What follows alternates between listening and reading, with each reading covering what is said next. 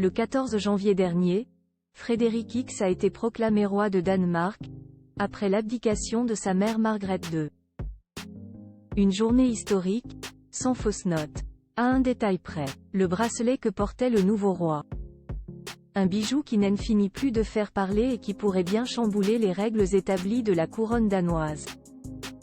Explication. Au balcon de Christiansborg, château royal situé en plein cœur de Copenhague ce dimanche 14 janvier, Frédéric X salue la foule. Quelques minutes plus tôt, sa mère, Margrethe II, 83 ans, dont 52 ans de règne, a abdiqué pour laisser sa place à son fils aîné. Ému, le nouveau roi essuie quelques larmes face une foule immense venue l'acclamer.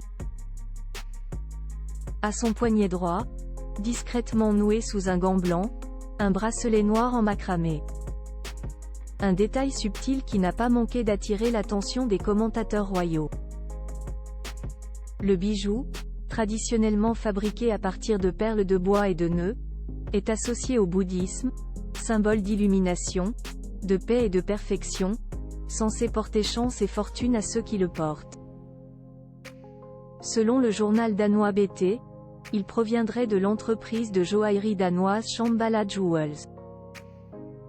Coût du bracelet, 2500 € environ, d'après The Jewelry Room. Si l'entreprise a bien confirmé que le bracelet provenait de Shambhala Jewels, elle n'a pas voulu préciser s'il s'agissait d'un cadeau ou si la famille royale l'avait acheté elle-même. La maison royale n'a pas non plus souhaité communiquer à ce sujet. Si le bracelet est offert au roi par la reine Mary, il n'y a pas de problème. Mais s'il s'agit d'un bracelet offert par Shambhala pour valoriser son image, alors nous sommes dans une situation où quelque chose ne va pas, estime Jesper Olsen, président de l'organisation Transparency International Danemark, à la chaîne d'information danoise Docteur. Photo Frédéric X proclamé roi.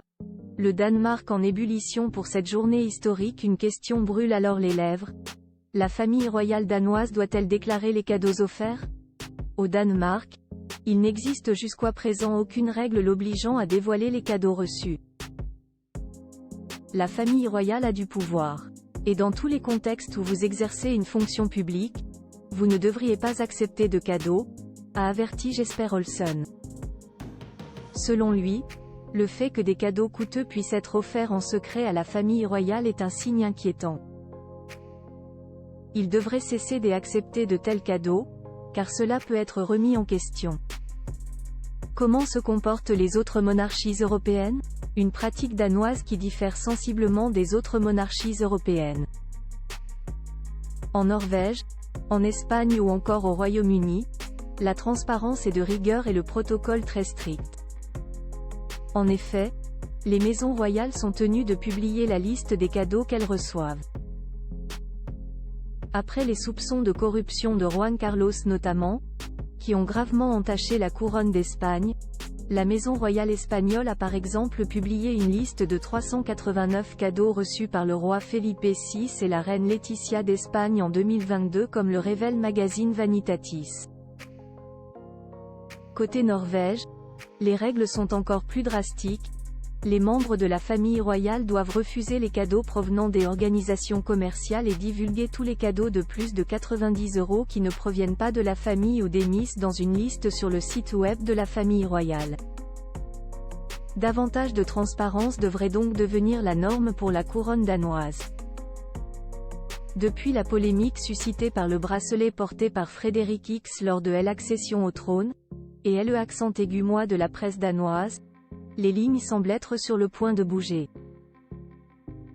Dans le cadre du changement de trône, le couple royal a décidé de réviser les directives relatives à la réception de cadeaux par la maison royale. Ces directives seront publiées sur le site web de la maison royale, a fait savoir Lynn Balby, responsable de la communication de la maison royale comme le rapportent les médias danois, sans dévoiler pour l'heure plus de précisions. Mais cette réactivité de la famille royale est un signe positif. Très populaire, Le nouveau couple royal formé par Frédéric X et Mary de Danemark semble avoir à cœur d'écouter et d'entendre les préoccupations du peuple danois. Des paroles qui devront être suivies d'actes.